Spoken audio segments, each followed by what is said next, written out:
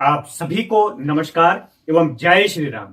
पहले आत्मा के विषय में जानिए। आत्मा परमात्मा का अंश है जो परमात्मा से अलग होकर इस मायावी संसार में जन्म लेता है और उसकी यात्रा जन्मों जन्मों तक चलती रहती है। 52 अरब वर्षों और 84 लाख योनियों में जन्म लेने के उपरांत इस आत्मा को मनुष्य में के शरीर में जन्म लेने का सौभाग्य प्राप्त होता है। 52 अरब वर्ष और 84 लाख योनियां अर्थात कीट पतंगों पशु पक्षियों सभी योनियों में जन्म लेने के बाद मानव तन की प्राप्ति होती है और यहीं से आरंभ होता है वास्तविक खेल।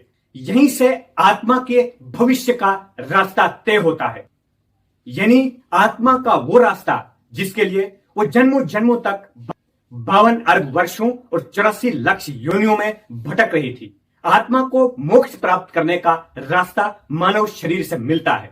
यहीं से आरंभ होता है खेल कि उसे अब मोक्ष की प्राप्ति होगी या फिर से 52 अरब वर्षों के लिए 84 लाख योनियों में जाना होगा। मानव तन से ही आत्मा स्थूल सूक्ष्म कारण महाकारण जैसे 4 जड़ शरीरों और एक केवल शरीर जो चैतन्य शरीर है उन शरीरों से मुक्ति पाने का अवसर प्राप्त होता है। यदि मानव शरीर पाकर भी आत्मज्ञान और आत्मा को शरीर के बंधनों से मुक्त नहीं किया तो फिर से अंडज यानी अंडे से जन्म लेना पड़ेगा, पिंडज यानी गर्भ से, उष्मज यानी सड़ी हुई वस्तुओं से और अंकुरज यानी धरती से जन्म लेना पड़ेगा और 52 अरब वर्षों के लिए 84 लाख योनियों में भटकना पड़ेगा।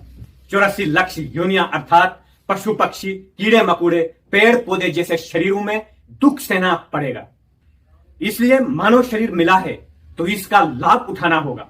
हम आत्मा को कैसे मुक्त कर सकते हैं, इसके लिए भगवत गीता के अध्याय 6 में विधि को बताया गया है, जिसमें एक श्लोक है, सम्मा काया शिरोग्रियम धारयन अचलम स्थिरम संप्रक्षया नासिकाग्रम सवम दिशावम अनावलोकयम।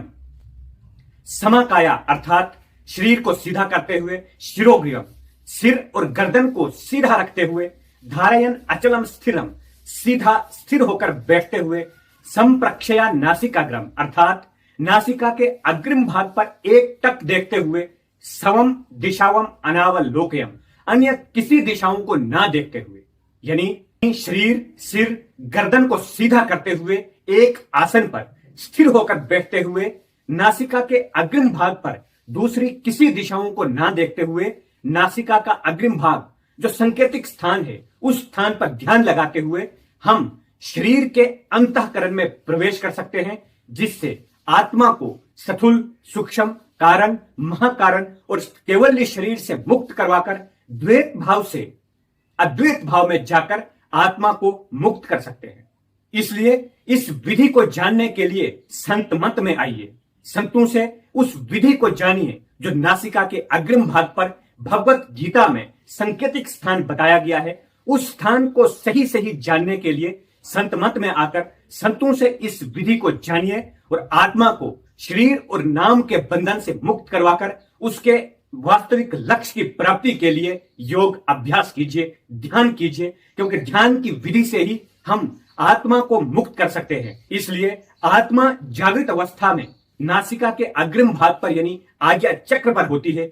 आज्ञा चक्र से ही हम शरीर के अंतःकरण में प्रवेश कर सकते हैं, जिससे हम एक शरीर से दूसरे, दूसरे से तीसरे, तीसरे से चौथे और चौथे से 5वें शरीर के बंधन से मुक्त करवाकर हम मोक्ष की प्राप्ति करके 52 अरब वर्षों व 84 लाख योनियों में भटकने के बजाय मोक्ष की प्राप्ति करें। यदि हम ध्यान की विधि को नहीं जानते हैं, आत्मा को शरीर के बंधन व नाम के बंधन से मुक्त नहीं करते हैं, तो फिर से हमें 52 अरब वर्षों के लिए 84 लाख योनियों में भटकना होगा। इसलिए मानव शरीर मिला है तो इसका लाभ उठाकर संत मत में आकर उस तत्व ज्ञान को प्राप्त करके मोक्ष की प्राप्ति करें, जीवन को धन्य बनाएं। मानव शरीर जो देव दुर्लभ शरीर है इसका लाभ उठाएं। यही कहते हुए आप सभी का बहुत बहुत धन्यवाद। जय हिंद, जय भारत, जय श्री राम।